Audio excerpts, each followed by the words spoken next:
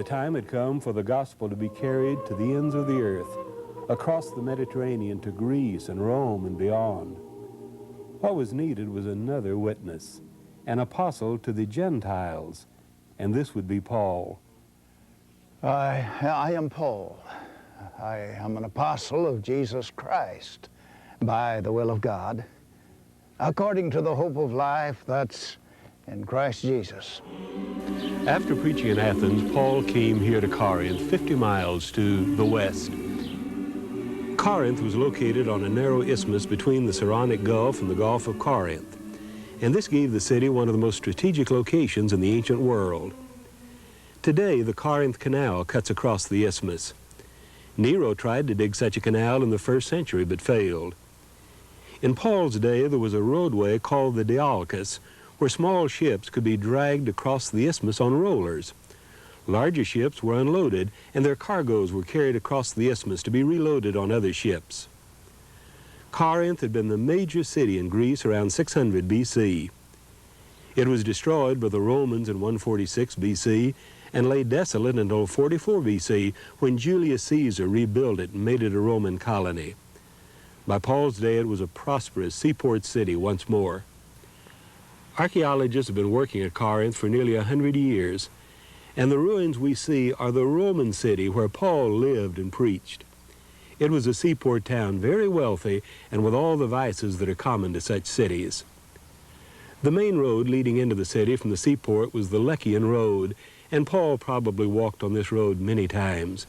It was lined with columns, little shops, and public buildings.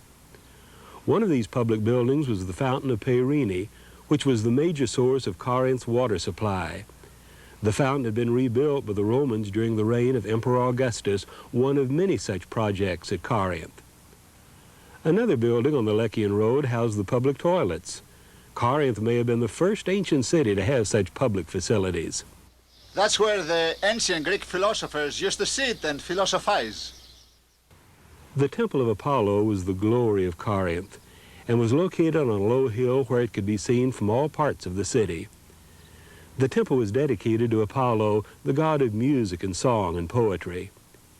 It was built in the 6th century BC, 100 years before the Parthenon, and it was restored in the Roman rebuilding of Corinth. The Temple of Apollo had 38 columns, and 7 of them are still standing. These columns are different from most Greek temples. They were monoliths, that is, each column was cut out of a single piece of stone.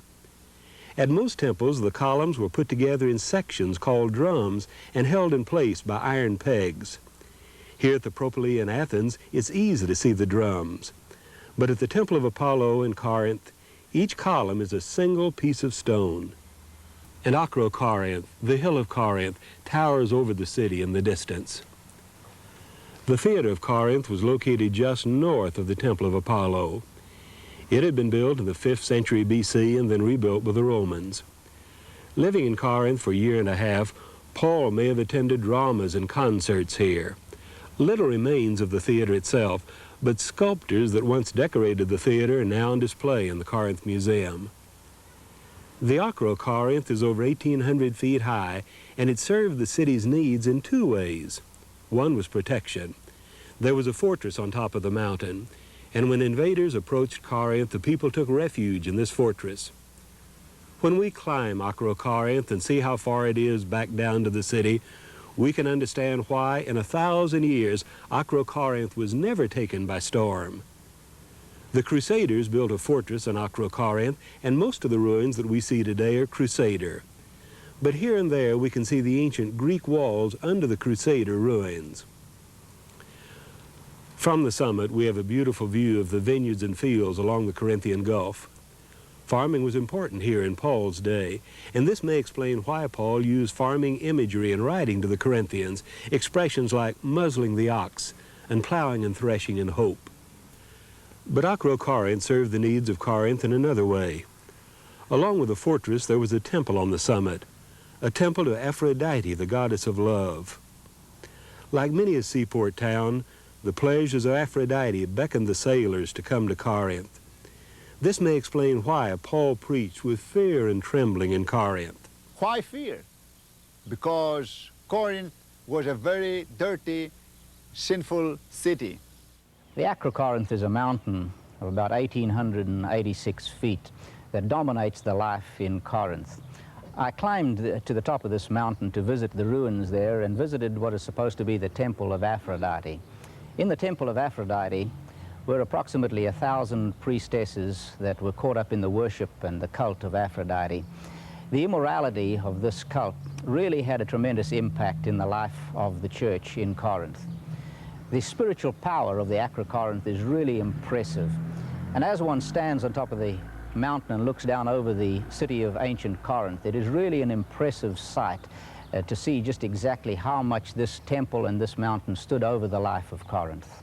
Today, the venereal disease in the Greek language are called Aphrodisian disease. No wonder Paul warned the Corinthian Christians not to be united with prostitutes. And no wonder there are so many admonitions about moral purity in 1st and 2nd Corinthians. Corinth was a pagan city, but there were also Jews here. We learn from Acts that Paul preached in the synagogue every Sabbath before turning to the Gentiles.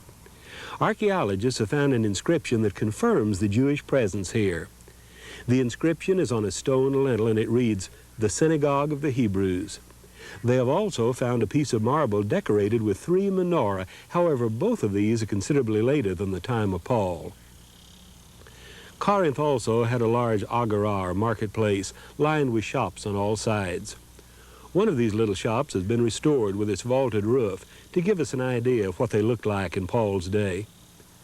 We know from Acts that Paul worked as a tent maker with Aquila and Priscilla, and their shop might have been located here in the agora. The Isthmian Games were held about 10 miles from Corinth, and these games gave the tent makers a ready market. Because of the Isthmian Games being nearby, and people who come from all over Greece and they will live in tents, so Paul had an opportunity to make tents for them or to repair their tents and to make money and support himself. Judging from the references to boxers and runners in 1 Corinthians, Paul may have been a spectator at the Isthmian Games. The bema was located on the south side of the agora. It was a large platform covered with blue and white marble that was used for civic affairs. The Roman governor would address the people from the bema. Paul might even have preached here. Trials were held before the bema, and in Acts 18, Paul was the accused. They brought Paul right here on the judgment seat. Gallio was sitting right on the top of this bema, the step place. Paul was right in front of the judgment seat on this little pillar where they used to chain the criminals. This historic little pillar is where the accused stood, often in chains, to be tried. But as Paul stood here, Governor Gallio realized that it was a religious dispute among the Jews, so he refused to have anything to do with it. And Acts says that the people turned on Sosthenes, the ruler of the synagogue, and beat him in front of the bema. Sosthenes was the ruler of the synagogue here in Corinth, where Paul came and preached. And here we have the name of Sosthenes, S-O-S-T-H-E-N-E-S. The name Sosthenes is still legible on this monument. There's another inscription still in place that relates to one of Paul's friends. Paul wrote the book of Romans from Corinth, and in the last chapter he sent greeting to the Roman church from Erastus, the city treasurer he's called. In 1929, archaeologists found this inscription in Corinth.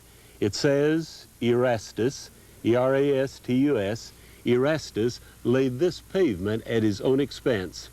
Erastus was a sort of county commissioner here in Corinth, and archaeologists believe that this Erastus is the same man who was a friend of Paul and who sent greeting to the church in Rome. Here's another inscription that has two familiar New Testament names on it, Cornelius and Theophilus. No, these are not the men we read about in Acts.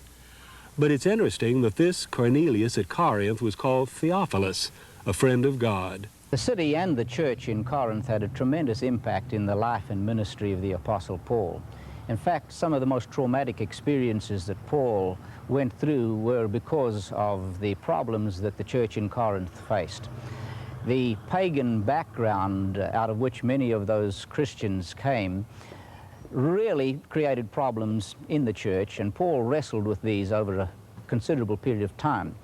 The problems of immorality were prominent in the life of the church, together with a number of other problems that came out of that background. Paul wrestled with the problems of the super spirituals that were creating a division in the church, and also the problem of food offered to idols created significant problems for Christians. Paul wrote at least 2 letters to the city of Corinth, or to the church in Corinth, and we have these 2 in our New Testament today, known as 1st and 2nd Corinthians. Love is patient, it's kind, it does not envy, it's not proud, it does not boast. Love is never rude, and love is not selfish, and it's not easily angered. Love doesn't keep a record of wrongs. It does not rejoice in evil, it rejoices in the truth.